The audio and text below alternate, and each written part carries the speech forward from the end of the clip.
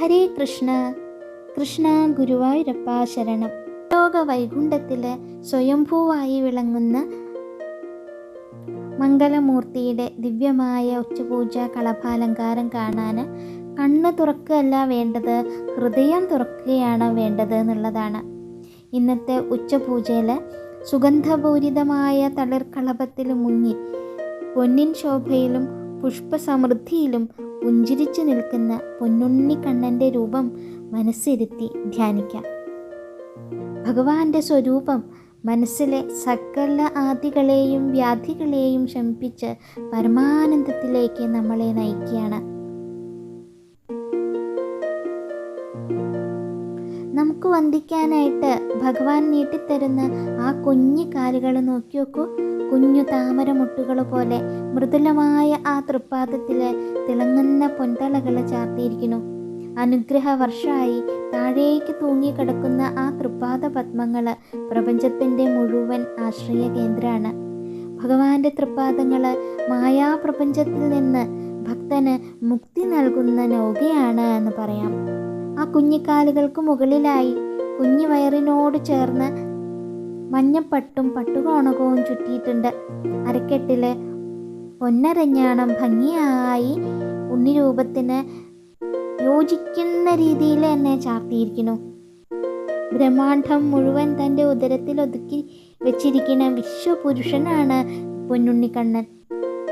ഇന്ന് പീതാംബരധാരിയായി ബാലരൂപത്തിലാണ് വിളങ്ങുന്നത്. ഉണ്ണിക്കണ്ണൻ്റെ കൈകളിലേക്ക് നോക്കി നോക്കൂ.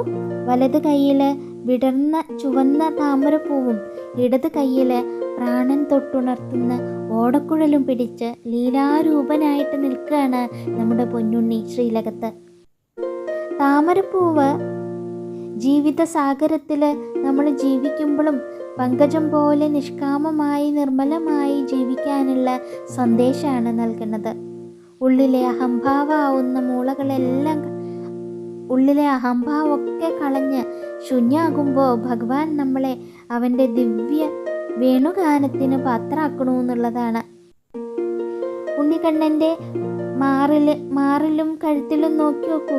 മനോഹരായ മാങ്ങാമാലയും മണിമണി പോലെയുള്ള ഹാരങ്ങളും തിളങ്ങി നിൽക്കുകയാണ്. കൈകളിൽ സുന്ദരമായ കൈവളകളും തോൾവളകളും ചാർത്തിയിരിക്കുന്നു. നെറ്റിത്തടത്തിൽ ദിവ്യമായ സ്വർണ്ണഗോപി ചാർത്തിയിട്ടുണ്ട്. ചെവികളിൽ തിളങ്ങുന്ന ചെവിപ്പൂക്കളും ഉണ്ട്. ഭഗവാനിൽ അർപ്പിക്കുന്ന ഓരോ ആഭരണവും ഭക്തൻ്റെ ആത്മാർപ്പണത്തിൻ്റെയും നിഷ്കളങ്കമായ ഭക്തിയുടെയും പ്രതീകമാണ്. തിരുമുടിയിൽ ദിവ്യപ്രഭ ചൊരിയുന്ന പൊൻകിരീടം ചാർത്തിയിരിക്കുന്നു. ആ കിരീടത്തിന് മുകളിലായിട്ട് 3 തിരുമുടി മാലകളാണ് ഇന്ന് ചാർത്തിയിട്ടുള്ളത്. തെച്ചിയും പവിത്രമായ തുളസിയും ചേർത്ത ഒന്നാമത്തെ തിരുമുടിമാല. രണ്ടാമത്തെ തിരുമുടിമാല വെളുത്ത നന്ദ്യാർവട്ടപ്പൂക്കളും തുളസിയും കൂടി ചേർത്തുണ്ടാക്കിയിട്ടുള്ളതാണ്. മൂന്നാമത്തത് താമരപ്പൂക്കളും തുളസിയും കൂടി കെട്ടിയുണ്ടാക്കിയിട്ടുള്ളതാണ്.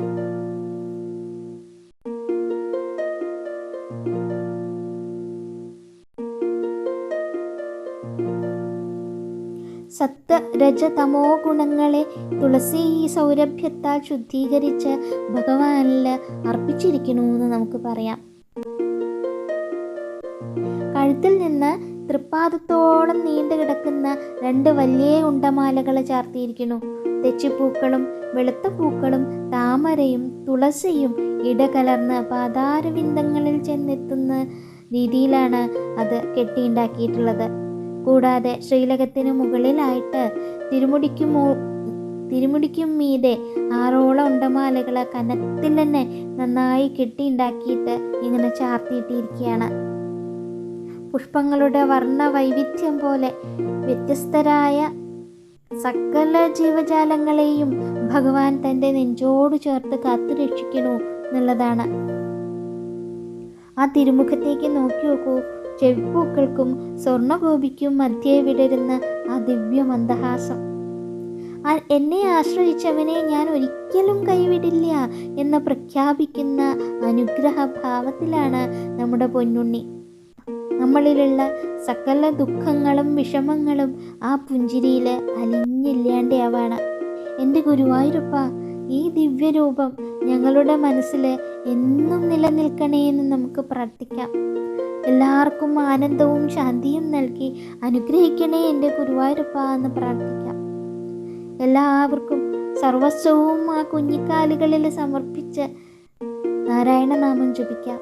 നാരായണ നാരായണ നാരായണ കൃഷ്ണ ഗുരുവായൂരപ്പ.